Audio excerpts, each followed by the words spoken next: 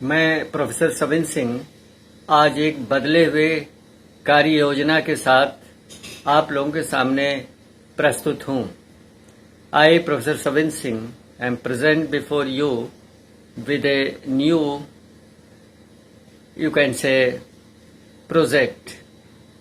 अब मेरे lecture video के दो भाग होंगे।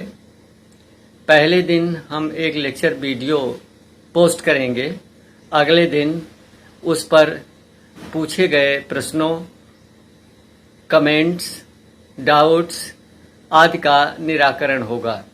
सो I would like to solve the and reply the questions, the comments, the queries asked by you on my particular lecture video following day. तो ये पहले दिन के लेक्चर वीडियो का नामकरण होगा लेक्चर सीरीज और दूसरे सेशन का नामकरण होगा रिवीजन सीरीज। तो आज रिवीजन सीरीज का नंबर है। कल मैंने जेट स्ट्रीम पर कुछ अपनी चर्चा की थी, एक वीडियो पोस्ट किया था जिस पर कतिपय लोगों ने कुछ प्रश्न, कुछ डाउट और कुछ क्वेरी किया है, पूछा है। उनका हम एक एक करके निराकरण करेंगे। इसके पहले हम चीज बता दें आपको कि मैंने अब निश्चय कर लिया है कि फिजिकल ज्योग्राफी के सभी शाखाओं, क्लाइमेटोलॉजी जो मैं इस समय ले रहा हूं, geomorphology, oceanography, biogeography, environmental geography, disaster management इत्यादि के सभी टॉपिक्स को समाप्त करने के बाद हम ह्यूमन ज्योग्राफी में मॉडल्स और सिद्धांत पर चर्चा करेंगे। राजनीतिक भूगोल के कुछ पहलुओं पर चर्चा करेंगे। पॉलिटिकल ज्योग्राफी के, भारत के भूगोल के विषय में भी हम कुछ चर्चा करेंगे। इस तरह से अब मेरा विस्तृत कार्यक्रम होगा। एक दिन हम लेक्चर वीडियो डालेंगे, अगले दिन उसी थीम पर रिवीजन का कार्य होगा, फिर अगले दिन हम लेक्चर वीडियो डालेंगे। तो आज कल डाले गए वीडियो यानी जेट स्ट्रीम से संबंधित कुछ प्रश्न, कुछ शंकाएं हैं। पहला है कि जेट स्ट्रीम दो शाखाओं में क्यों बढ़ जाती है, एक उत्तर तिब्बत के पठार से और हिमालय के दक्षिण की ओर क्यों चलती है।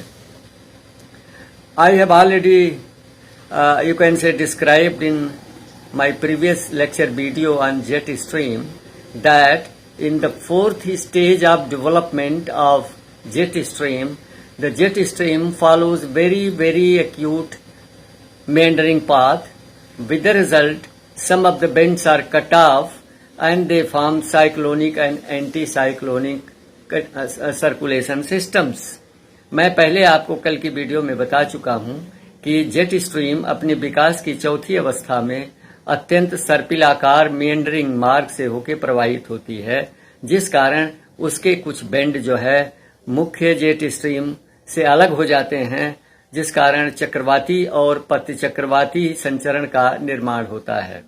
तो इसी तरह से जेट स्ट्रीम का जब शरद काल में अधिकतम विस्तार होता है यानी 20 अंश उत्तरी अक्षांश तक पहुंच जाती है, तो इसके उत्तर में चूंकि प्रतिचक्रवाती दशा होती है, इसलिए तिब्बत के ऊपर एक अलग वो शाखा बन जाती है और हिमालय के दक्षिण में चूंकि चक्रवाती दशाएं कट ऑफ मेंडर में बनी थीं, इसलिए वहां पर ये दशा बन जाती है यानी दो शाखाएं हो जाती हैं।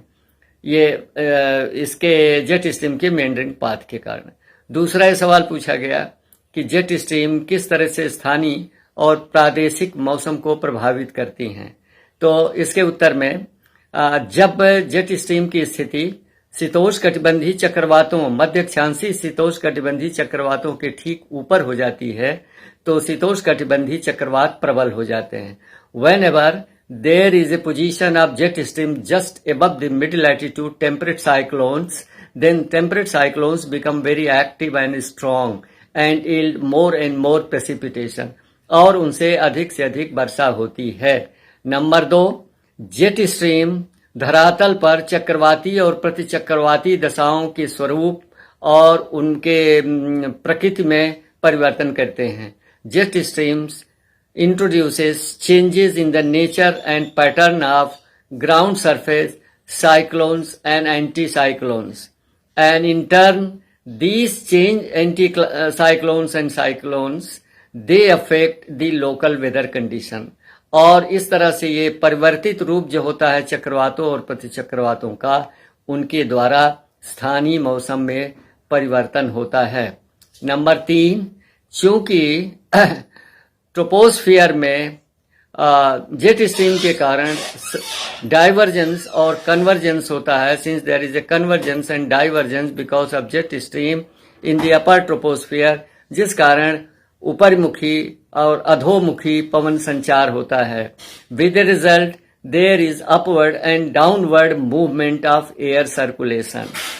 साइक्लोनिक कंडीशंस जो ऊपर बनती है ट्रोपोस्फियर में, उसके कारण वायु नीचे से ऊपर की तरफ जाती है, जिस कारण ट्रोपोस्फियर और स्ट्रेटोस्फियर की हवाओं में काफी मिश्रण हो जाता है।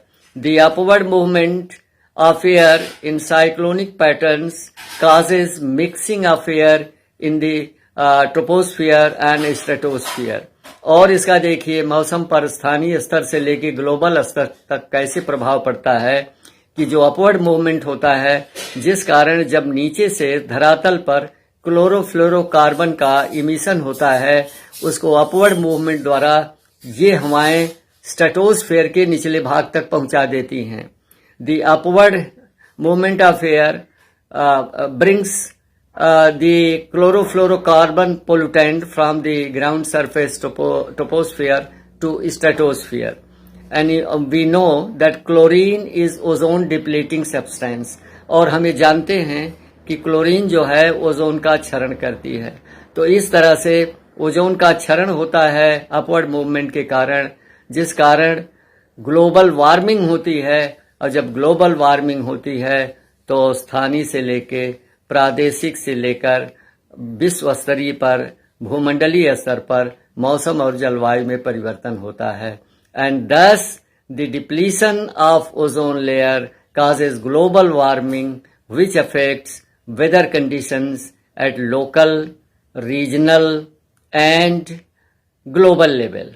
अगला जो है प्रभाव मौसम पर इसका पड़ता है कि चूंकि दक्षिणी भाग में जेट स्ट्रीम के साइक्लोनिक कंडीशंस होती हैं ट्रोपोस्फेयर के ऊपरी भाग में, शरद काल में जब इनका अधिकतम विस्तार होता है यानी 20 अंश उत्तरी अक्षांश तक, तो भूमध्य सागरीय क्षेत्रों के आसपास जो शीतोष्णकटिबंधीय चक्रवात बनते हैं, उनके ऊपर भी चक्रवाती दशा होती है ट्रोपोस्फेयर में।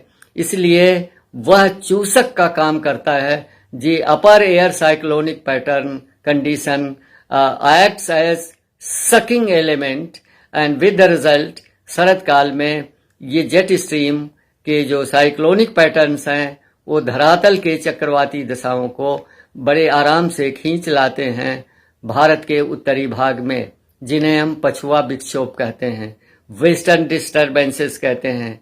एक मित्र ने यह भी सवाल पूछा था कि यह पश्चिमी विक्षोभ को कैसे लाते हैं। तो this is the western disturbance on the ground surface is related to cyclonic condition in the meander belt in the upper troposphere.